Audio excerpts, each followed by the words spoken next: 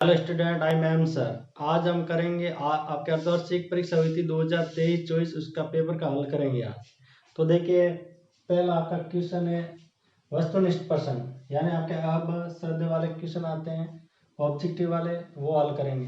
तो देखो, पहला क्वेश्चन दिया हुआ है 72 और 120 का एचसीएफ ज्ञात कीजिए। तो आपका दिया हुआ 72 और 120 का एचसीएफ ज्ञात कीजिए। तो देखो, इसको डायरेक्ट आंसर नहीं निकाल सकते, इसको सोल्व करना पड़ेगा तभी इसका आंसर आएगा। तो देखो, 72 के अभाज्य गुणनखंड विधि द्वारा इसके टुकड़े करेंगे।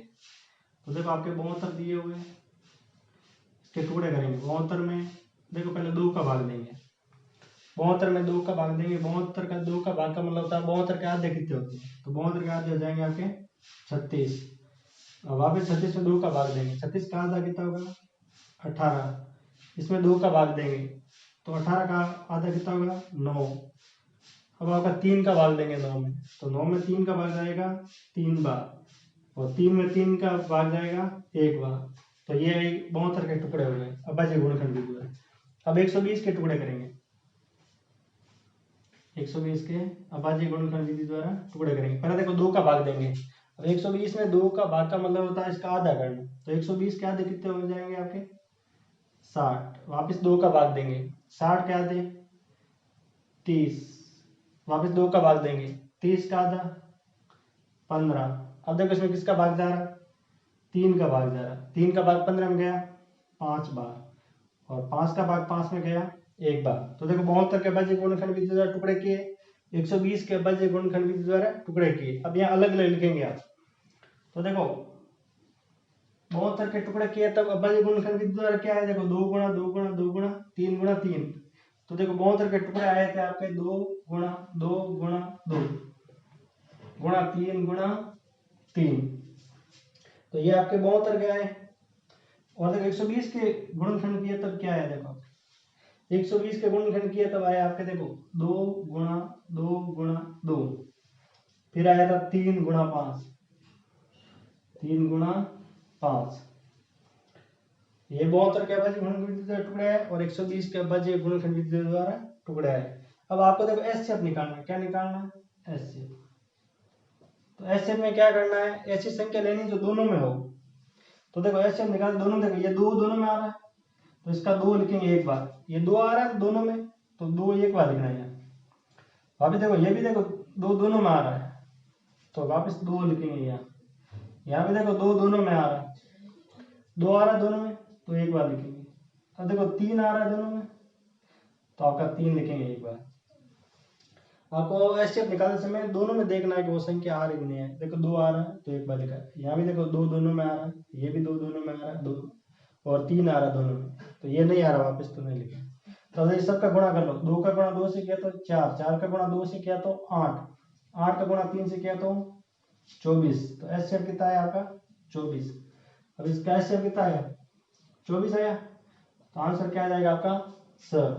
स्टूडेंट आगे देखिए, आपका देखो दूसरा क्वेश्चन दिया होगा बिंदु 3 और 4 की। देखो, आपका दिया हुआ बिंदु 3 व 4 की वाई अक्ष से दूरी ज्ञात कीजिए।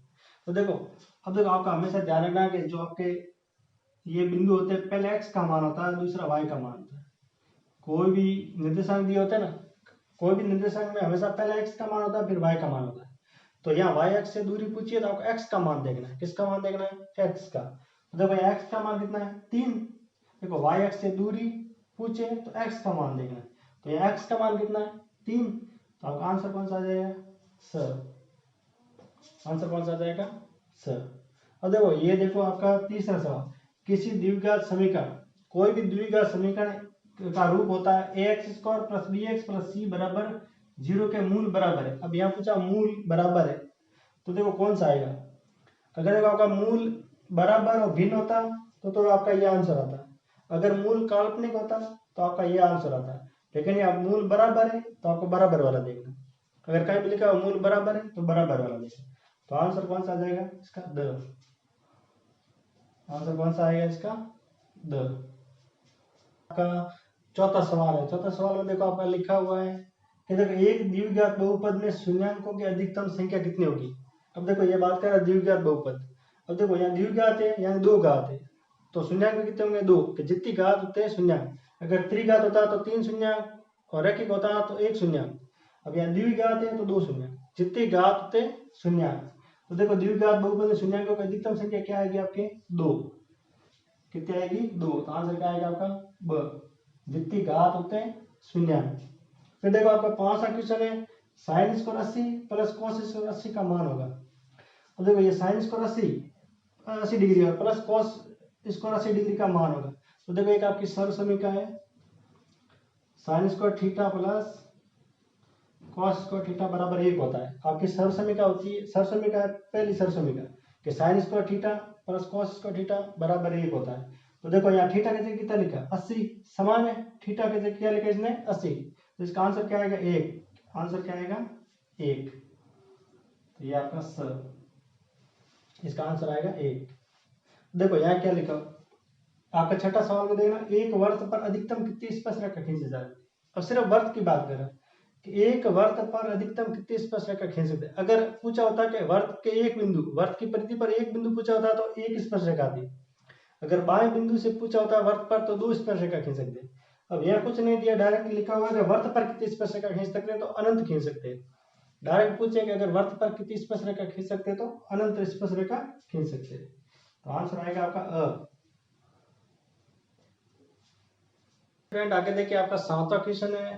देखो 7वां क्वेश्चन देखो बटन दिया हो, बटन देखो 7 4 5 3 4 3 4 1 2 का बहुलक होगा। अब देखो बहुलक किसे कहते हैं, बहुलक यानी जो बहुत बार है। बहुलक का मतलब क्या था, जो संख्या बहुत बार यानी ज्यादा बार है। तो इसमें देखना ज्यादा बार कौन सी आई है, देखो देखो 3 आपका 2 बार आया, लेकिन देखो 4 देखो 1 2 3 यानी सबसे ज्यादा बार कौन सा है आपका 4। तो आपका आंसर क्या आ जाएगा द, यानी सबसे ज्यादा बार जो संख्या है वही बहुलक। तो सबसे ज्यादा बार है आपका 4, तो इसका आंसर आ जाएगा द। अब यहाँ देखना आपका 8वां सवाल, किसी पासे को एक बार फेंका जाता है, एक पासा है उसको एक बार फेंका जाता है। आपको अभाज्य संख्या आने की प्रायिकता बतानी है, आपको अभाज्य संख्या आने की प्रायिकता बतानी है। तो देखो अब यहाँ पहले आपको कुल परिणाम निकालना है, कुल परिणाम। देखो कुल परिणाम यानी एक पासे में कितने अंक होते हैं, एक पासे में देखो आपके मतलब 6 अंक होते हैं, तो कुल परिणाम क्या आ जाएंगे 6। अब अंक कौन कौन से होते हैं, 1 होता है 2 होता है 3 4 5 6। अब देखो एक पासा फेंकेंगे तो टोटल 6 अंक होते हैं, कुल परिणाम कितना होता है 6। देखो उसमें 1 भी होता है 2 3 4 5 6 तक अंक लिखे होते हैं। ये देखो आपके अभाज्य संख्या, अभाज्य संख्या। अब इसमें अभाज्य संख्या देखनी, अभाज्य संख्या। अब देखो इसमें अभाज्य संख्या देखो एक तो ना भाज्य है ना अभाज्य है, फिर देखो आपके 2 है, 2 कौन सी अभाज्य है, फिर आपके 3 अभाज्य है और 5 अभाज्य है। तो देखो अभाज्य संख्या वे है तो जिसमें किसी का भाग नहीं जाता, केवल खुद का भाग जाता है। तो देखो 2 3 और 5 ये आपकी अभाज्य संख्या है। तो अनुकूल परिणाम कितना आएगा, अनुकूल परिणाम 3 है आपका अनुकूल परिणाम, 1 2 3 टोटल 6 अनुकूल आपके 3। तो देखो प्रायिकता का सूत्र होता है आपका, प्रायिकता होता है अनुकूल बेटा कुल, अनुकूल परिणाम बेटा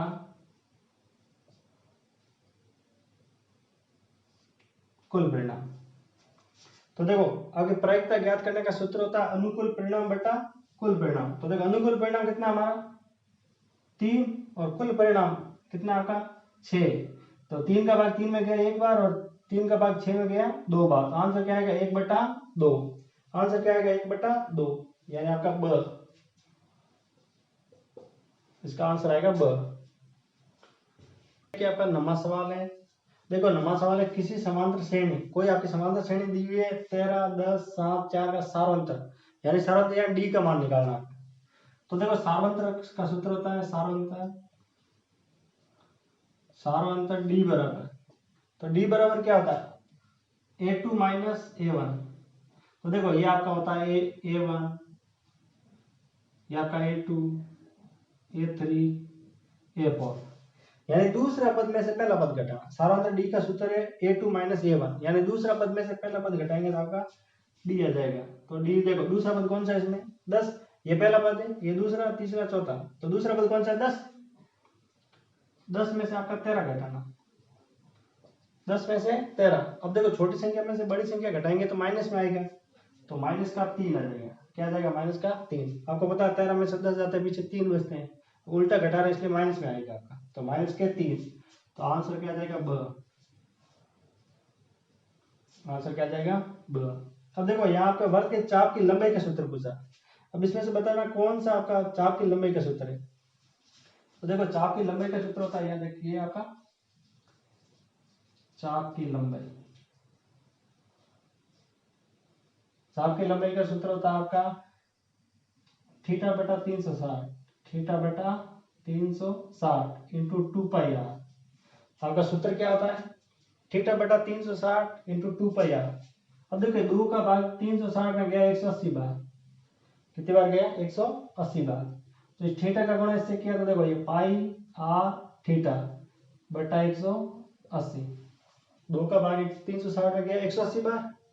अब देखो थीटा का गुणा इससे किया पाई आर से, तो पाई आर थीटा बटा 300 मतलब 180। तो इसमें से देखना कौन सा, देखो पाई आर थीटा 180, तो आंसर क्या आ जाएगा? स। तो इसका आंसर क्या जाएगा? स। तो ये हमने वस्तुनिष्ठ पढ़े। Okay question.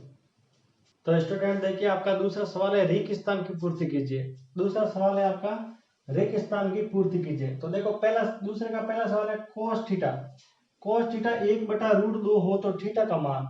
अब आपको देखना है कि कोस में 1/√2 कौन सी डिग्री का मान होता है। तो आपका ये कोस 45 का मान होता है, कोस 45 का मान होता है 1/√2। तो यहाँ थीटा बराबर क्या आ जाएगा? 45 डिग्री। थीटा बराबर क्या आ जाएगा? 45 डिग्री। अब देखो दो पांचा को एक साथ फेंकने पर अंक का योग 13 आने की प्रायिकता। अब देखो दो आपके पासे फेंक रहे हैं, तो देखो एक पासे में 6 अंक होते हैं, तो दो पासे फेंकेंगे 36 अंक होते हैं। तो देखो इसके पॉसिबल होती है कि लास्ट में आपके अंकों का योग 12 आएगा और शुरुआत में आएगा आपके 2, यानी एक एक लेंगे। अब दो पासे फेंक रहे हैं तो उसमें देखो आपके एक एक लेंगे, तो सबसे छोटा मान आएगा आपका 1 और 1 यानी 2 योग हो रहा है, और सबसे बड़ा मान आएगा आपका 6 और 6। आपका देखो एक पासे में 6 अंक होते हैं और दूसरे पासे में भी 6, तो लास्ट में दोनों में 6 आएगा, तो योग 12 होगा, 12 से ज्यादा नहीं होगा। अब यहाँ पूछ रहा 13, तो 13 यानी 0 हो जाएंगे, प्रायिकता क्या जाएगी? 0। अब देखो आपका अंकों का योग अगर 1 पूछे तो भी आंसर 0 आएगा, और 12 से ज्यादा पूछे तो भी आपका आंसर क्या आएगा? 0, क्योंकि 12 से ज्यादा होता ही नहीं है। तो यहाँ 13 पूछा तो आंसर क्या आएगा? 0। अब यहाँ पूछा है tan 30, या डॉट का मतलब होता है गुणा, और tan 60 का मान। tan 30 और tan 60 का मान आपको ज्ञात करना, इसका गुणा करके। तो देखो tan 30 का मान होता है 1/√3 गुणा tan 30 का मान क्या होता है? 1/√3, और tan 60 का मान होता है √3। अब देखो ऊपर नीचे, तो √3 से √3 कट जाएगा, तो पीछे क्या बचेगा आपका? 1। तो इसका आंसर क्या आएगा? 1। tan 30 का मान 1/√3, डॉट का मतलब गुणा, और tan 60 का मान होता है √3, √3 से √3 कट गया, पीछे बचा 1, तो इसका मान क्या है आपका? 1। अब देखो यहाँ पूछा आंकड़ों का परिसर निकालना। तो देखो परिसर का सूत्र क्या होता है आपका? परिसर, परिसर बराबर होता है अधिकतम मान, अधिकतम मान माइनस न्यूनतम मान। तो देखो आपका परिसर, इसमें परिसर पूछा तो परिसर का सूत्र होता है अधिकतम मान माइनस न्यूनतम मान। तो देखो अधिकतम मान यानी सबसे बड़ा मान कौन सा दिख रहा है इसमें? अब यहाँ देखना सबसे बड़ा मान है आपका 21, सबसे बड़ा मान कौन सा है? 21। फिर माइनस न्यूनतम मान यानी सबसे छोटा मान कौन सा है? 1। तो इसका परिसर कितना आ जाएगा? 20। परिसर कितना आ जाएगा? 20। तो अधिकतम मान माइनस न्यूनतम मान, सबसे बड़ा मान था आपका 21 और सबसे छोटा मान था आपका 1, तो 21 में से 1 घटाए तो आपका 20, तो इसका परिसर कितना आएगा आपका? 20। आपका 5वां सवाल है रिक्त स्थान में 5वां सवाल। देखो 196 के अभाज्य गुणनखंडों की घातों का योग। अब देखो 196 का अभाज्य गुणनखंड करना है, फिर उसकी घात का योग करके देखना है कि आंसर क्या आएगा। तो देखो 196 के अभाज्य गुणनखंड करेंगे 196, तो देखो 196 के अभाज्य गुणनखंड करेंगे, देखो पहले 2 का भाग देंगे। तो देखो 19 में आपको पता 2 का भाग जाता है 9 बार, शेष बचा 1, उतारा 6, 16 में जाता है आपका 8 बार। ऐसे नहीं समझ में आया तो 196 के आधे कितने होते हैं? 98, आपके 98 होते हैं। फिर देखो वापस 2 का भाग देंगे, 98 के आधे कितने होते हैं आपके 49। 98 के आधे कितने होते हैं 49। अब देखो इसमें 7 का भाग जाएगा सीधा, 7 का भाग इसमें कितनी बार जाएगा 7 बार, और 7 का भाग 7 में जाएगा 1 बार। तो देखो 196 में 2 का भाग दिया, इसका आधा किया तो 98, फिर वापस 2 का भाग दिया, 98 का आधे 49, 49 में 7 का भाग जाएगा 7 बार, और 7 का भाग 7 में जाएगा 1 बार। तो देखो 196 के टुकड़े क्या है हमारे पास, 2, 2 कितनी बार आया 2, 2 बार आया, तो 2 की घात 2। 7 कितनी बार आया आपका 2 बार, तो 7 की घात 2। अब यहाँ पूछा अभाज्य गुणनखंड की घातों का योग, ये आपने अभाज्य गुणनखंड की, अभाज्य गुणनखंड आपके 2 और 7 ही है। अब इनकी घात देंगे, इसकी घात 2 है और इसकी भी घात 2 है, तो घातों का योग, घातों का योग क्या होगा, घात है आपकी 2 प्लस 2 कितनी हो जाएगी 4, ये घात 2 और ये घात 2 को जोड़ेंगे कितना जाएगा 4, तो आंसर क्या आएगा आपका 4। अब देखो आपका छठा क्वेश्चन है, देखो यदि वर्ग की त्रिज्या r दी हुई, वर्ग की त्रिज्या कितनी है r, यहाँ कोण को p, कोण को क्या लिखना है p हो, तो त्रिज्य खंड का क्षेत्रफल ज्ञात करने का सूत्र। तो देखो त्रिज्य खंड को ज्ञात करने का सूत्र है आपका थीटा बटा 360, थीटा बटा 360 into pi r square, pi r square. तो देखो अब देखो यहाँ ध्यान देना, देखो सूत्र तो आपका ये है, लेकिन हमें देखो यहाँ त्रिज्या को r लिखना है और कोण को p लिखना है, सूत्र तो आपका ये होता है। तो देखो आपको लिखना कैसे, देखो थीटा, थीटा की जगह क्या लिखना है p, तो p बटा 360 क्या लिखेंगे p बटा 360 into pi r square, pi r कौन सा लेना बड़ा, पाई आर स्क्वायर। तो ये आपका सूत्र हो जाएगा त्रिज्य खंड ज्ञात करने का कि p बटा 360 इंटू पाई आर स्क्वायर। अति लघुत्मक प्रश्न, तो देखो उसका पहला, तीसरे का पहला है 9 sec square theta minus 9 tan square theta का मान। देखो 9 sec square theta minus 9 tan square theta का मान, तो इसमें देखो कॉमन क्या आ रहा है आपका 9 कॉमन आ रहा है, तो ये आ जाएगा sec square theta minus tan square theta, ठीक है। तो इसमें देखो 9 कॉमन आया तो हमने 9 कॉमन ले लिया। अब देखो आपकी एक सरसमीका होती है कि 1 plus tan square, 1 plus tan square theta बराबर आपका sec स्क्वायर थीटा।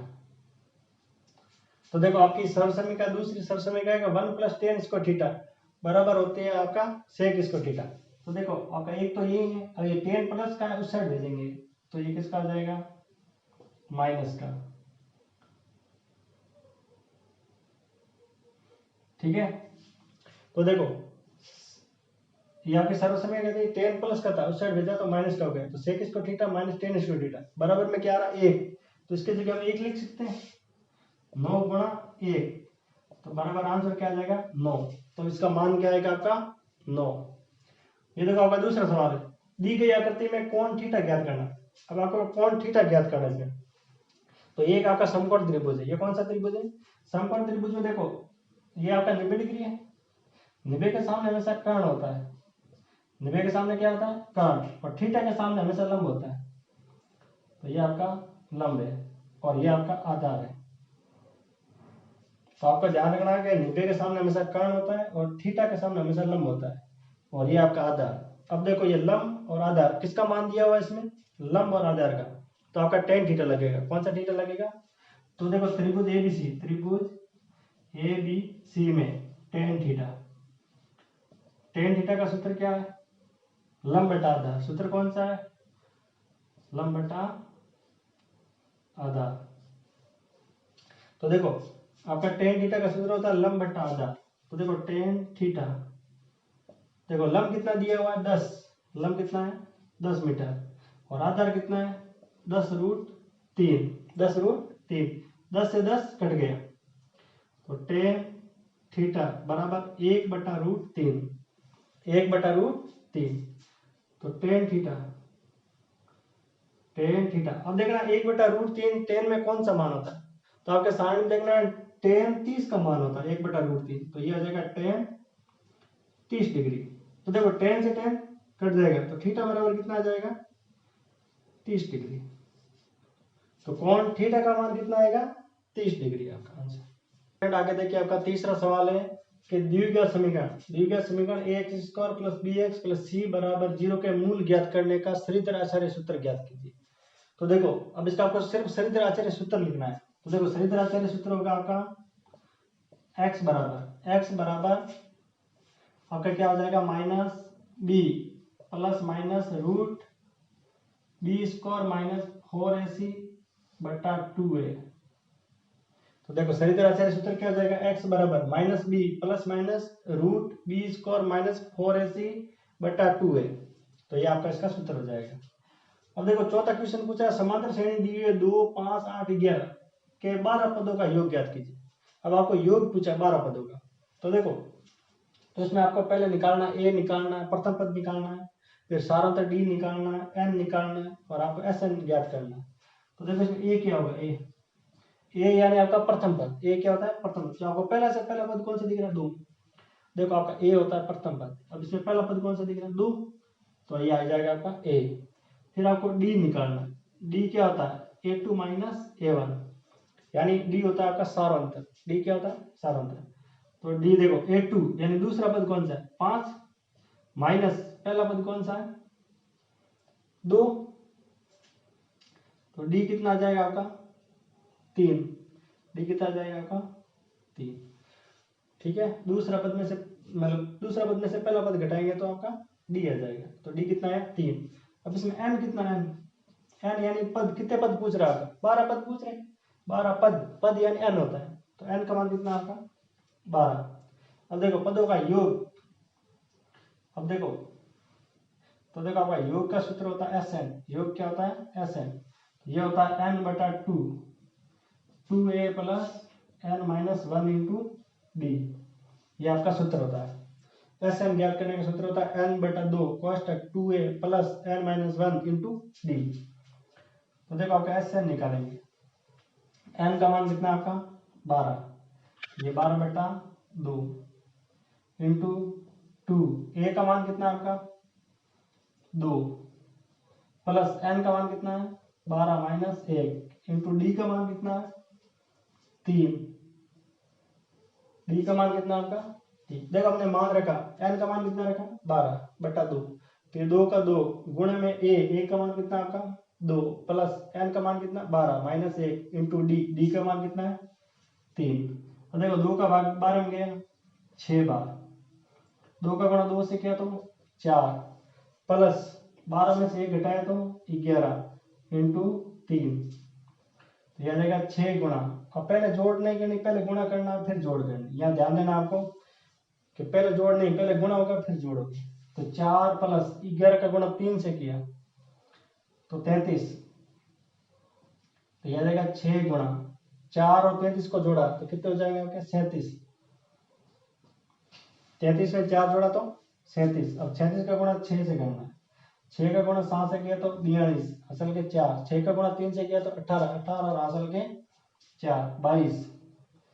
ये आ जाएंगे 222। 6 का गुणा 7 से किया तो 42। 6 का गुणा 6 से किया तो 6 का गुणा 3 से किया तो 18 और 4 असल के 22। तो आपका SN कितना है? 22। यानी 12 पदों का योग कितना है? 222। 5 दिया हुआ है कि दो समरूप त्रिभुज की भुजा का अनुपात। दो समरूप त्रिभुज है जिसकी भुजा का अनुपात है 4:9 हो तो इन त्रिभुज के क्षेत्रफलों का अनुपात ज्ञात कीजिए। तो देखिए क्षेत्रफलों का अनुपात होता है आपका भुजा का वर्ग। क्षेत्रफल का अनुपात क्या होता है? भुजा का वर्ग। देखो क्षेत्रफलों का अनुपात, क्षेत्रफलों का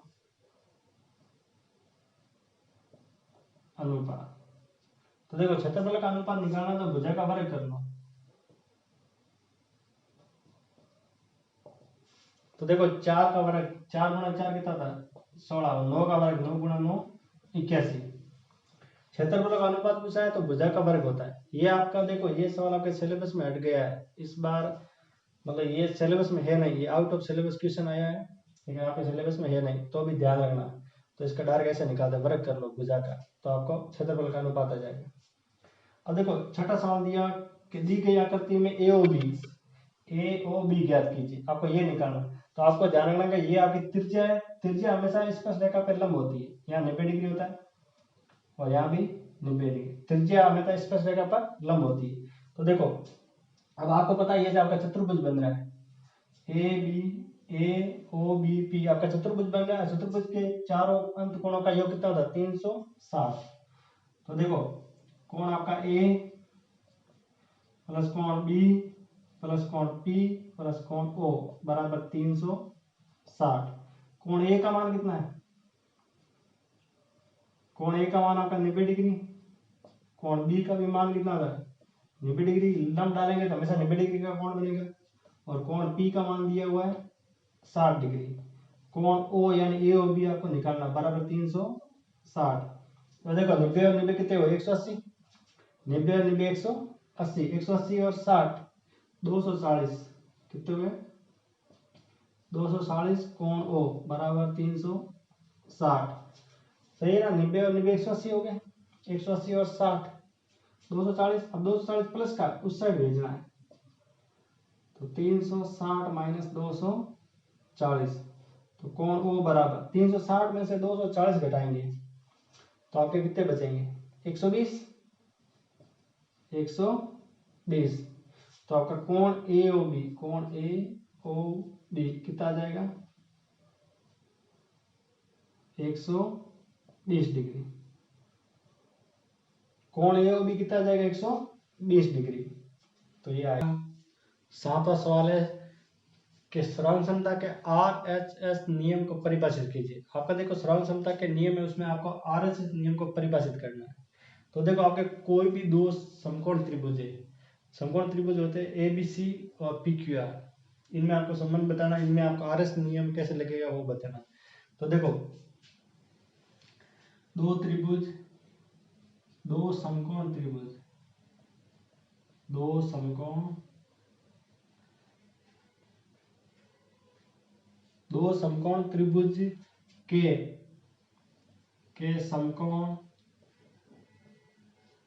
समकोण कर्ण भुजा परस्पर बराबर हो। तो देखो आरएसएस का मतलब क्या था, आर यानी राइट एंगल यानी समकोण, एच का मतलब हो रहा है हाइपरबोलिक यानी कर्ण, और एच का मतलब होता है साइड यानी भुजा। तो देखो दो समकोण त्रिभुज है, तो इसके त्रिभुज के समकोण कर्ण भुजा परस्पर बराबर हो। जैसे देखो आपका कोण बी किसके बराबर है, कोण बी है आपका कोण क्यू के बराबर, क्योंकि दोनों 90 डिग्री है। ये कोण बी क्यू के बराबर है 90 डिग्री है। और आपके देखो एसी, एसी किसके बराबर है पी आर के, ये भी कर्ण है। और आपके देखो बीसी, बीसी बराबर दिया हुआ क्यू आर, ये आपकी भुजा। तो देखो इसका बी क्यू के बराबर है 90 डिग्री, ये भी 90 डिग्री, ये भुजा इसके बराबर है क्योंकि ये भी कर्ण और ये भी कर्ण, और ये भुजा इसके बराबर क्योंकि ये भी 24 डिग्री और ये भी 24। तो देखो कोई भी दो त्रिभुज के समकोण कर्ण और भुजा बराबर हो तो उसमें आरएचएस नियम लगेगा। तो अतः ये त्रिभुज आरएचएस नियम से सर्वांगसम होंगे, सर्वांगसम होंगे। अब इसमें कौन सा नियम लगेगा आरएचएस, क्योंकि इसमें समकोण बराबर है, कर्ण बराबर है और भुजा बराबर है। तो ये था आपका आरएचएस नियम। आपका 8वां सवाल, 8वां सवाल में देखो दिया हुआ है यदि 16 और 24 का एचसीएफ आपका 8 दिया हुआ है तो आपको एलसीएम ज्ञात करना है। क्या ज्ञात करना है एलसीएम। तो देखो दिया हुआ क्या है, इसमें दिया है दो संख्या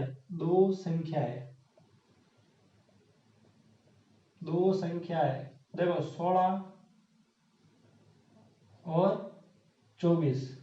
देखो आपको दिया हुआ है दो संख्या 16 और 24 और आपका एचसीएफ दिया हुआ है, एचसीएफ कितना दिया हुआ है 8। अब आपको ज्ञात करना है एलसीएम, ज्ञात करना एलसीएम। तो देखो दो संख्या आपके दी हुई है, एचसीएफ दिया हुआ, एलसीएम आपको ज्ञात करना। तो आपके पास एक सूत्र है, देखो सूत्र होता है एचसीएफ इंटू एलसीएम बराबर दो संख्या का गुणनफल, दो संख्या का गुणनफल। तो देखो आपका सूत्र होता है एचसीएफ इंटू एलसीएम बराबर दो संख्या का गुणनफल। तो देखो एचसीएफ का मान कितना है 8, तो इसका मान रखेंगे 8 गुणा एलसीएम। एलसीएम तो हमें निकालना है, इसका मान तो है नहीं, ये तो हमें निकालना है। दो संख्या गुणनफल यानी इन दो संख्या का गुणा करना है। गुणनफल का मतलब इनका गुणा करना है। ये देखो 8 इंटू, देखो अब आपको एलसीएम निकालना है। तो देखो ये आपका इस साइड है 16 इंटू 24, तो ये 8 गुणा में था उस साइड जाएगा तो भाग में चला जाएगा। कहाँ चला जाएगा? यहाँ गुणा में था, कहाँ गया? भाग में। 8 का भाग 24 में जाता है 3 बार, तो 16 का गुणा 3 से करना। तो कैल्शियम कितना आ जाएगा? 16 का गुणा 3 से करेंगे तो 48, कितना आएगा? 48। तो इसका कैल्शियम कितना आएगा आपका? 48। नवा सवाल पूछा है दूरी ज्ञात करने का सूत्र। दूरी सूत्र पूछा आपको, तो देखो कोई भी दो बिंदु होते हैं, मान लो जैसे कोई बिंदु है P, तो उसके निर्देशांक होते हैं x1 y1। दूसरा बिंदु है Q, तो उसका होता है x2 y2। अब इन दो बिंदु के बीच की दूरी निकालनी। तो देखो आपका दूरी सूत्र हो जाएगा, यहाँ दूरी सूत्र क्या हो जाएगा आपका? रूट x2 माइनस x1 का square plus y2 minus y1 का स्क्वायर, ये आपका दूरी सूत्र है। तो दूरी सूत्र क्या हो जाएगा? रूट x2 माइनस x1 का square plus y2 minus y1 का स्क्वायर। और आपका लास्ट 10वां सवाल पूछा इसने शंकु का आयतन ज्ञात करने का सूत्र। तो देखो शंकु का आयतन,